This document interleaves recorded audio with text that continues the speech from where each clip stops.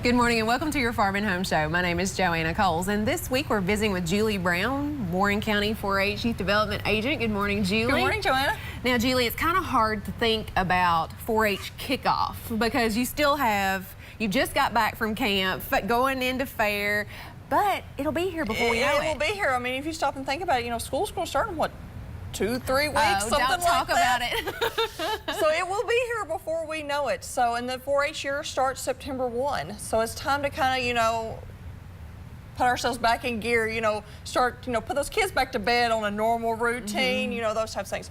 So the 4-H year does start September 1. So we're having a kickoff night on August the 30th, which is the Thursday before, September 1 starts, and at our kickoff night, we will have all of our club leaders will be there. Some of even our specialized projects like 4-H Camper, which we just got back from, our Country Ham projects, kids will be set up and talked about those. So if you ever want to know what 4-H is about, that is the night to come from Warren County. So you can actually meet the volunteers, and a lot of times some of the 4-H members that are in those clubs will be there that night to help as well. We'll also provide you with free hot dog, chips, cookie and a drink as well. For that night. And it's a free event. It's a free event. Anybody's invited to come. Anybody's invited to come. Parents have to come along with their kids. It's not just a drop-off thing. Parents have to be there to sign off, things like that, especially if they want to participate in one of the clubs that we have. And especially it's good for parents to know what's going on. Yeah, and to ask questions and meet the leader.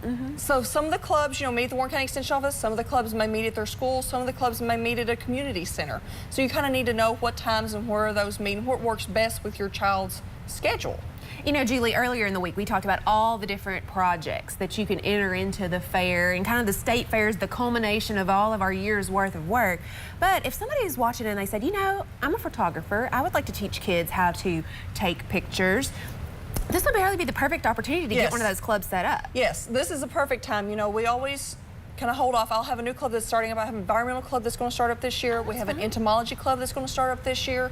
So those are clubs, and a dog club as well, that we hold off until September so we can start with the new year. It's just easier to start with those clubs so we don't start, when the kids have already been in projects, and we, then kids that are brand new to 4-H are able to come and see all of the different opportunities, especially our shooting sports club. It's a very large club, and with that, you have to start in September with that club.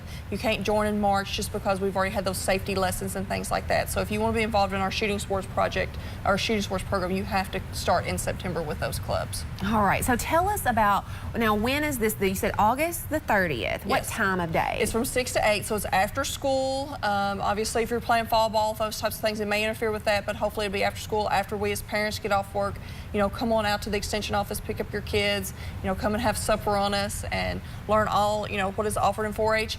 Even if photography, or if you think that you have an interest that kids might want to know about, or needlework, electrical projects, things like that, we're needing volunteers, and you may be like, I don't want to do a club, but I'd be more than happy to, 3 or 4 days, teach kids how to do a woodworking project. We need those types of volunteers as well. Okay, so even if a club, because a club usually meets, what, on a monthly basis? Meets once a month on a monthly basis. It's, some point in the afternoons. But we also do project days. And with those, it's just, maybe 1, 2, or 3 times, depending on how long it takes for a child to get done the project. But you've had those expertise, you're willing to teach those. We were willing to have those types of volunteers because kids are always asking to do a woodworking project. I'm sorry, I do not have those skills, but I'm needing a volunteer that can teach those. Yeah, so there's more than one way. We think a club leader and they think, oh, I've got to commit once a month, every month for the entire year, but there's other ways to volunteer. Yes. So, contact us if you have questions and you watch this, and, don't wait till August the 30th. Go ahead and call us here at the Warren County Extension Office and either talk to Julie Brown, or either Janet Turley, who's the other 4-H agent, and we'll be more than willing to, help you out and tell you what our needs are and what we're looking for. We have to do a background check on all of our volunteers the same way the school systems does. It's not a big, hard process, but it's just something that has to be done to protect our youth. Yeah, keep our kids safe. Keep our kids safe.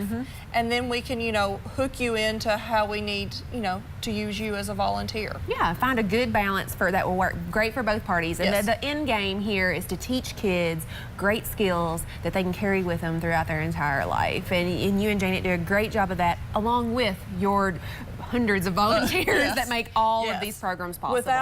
Without our volunteers in the Warren County 4-H program, with this being such a large county, there's no way that we could reach the youth that we reach in Warren County or be able to do the projects that we do for the kids that enter in the fair or just gain those leadership or communication skills. Yeah, and we thank them too. But thanks, Yes. Julie, for being here with us this week. And if you have questions, make sure to contact your local extension office. Thanks for watching and have a great day. If you have questions about today's topic, please call the Warren County Extension Office at the number on your screen. Thanks for watching and have a great day.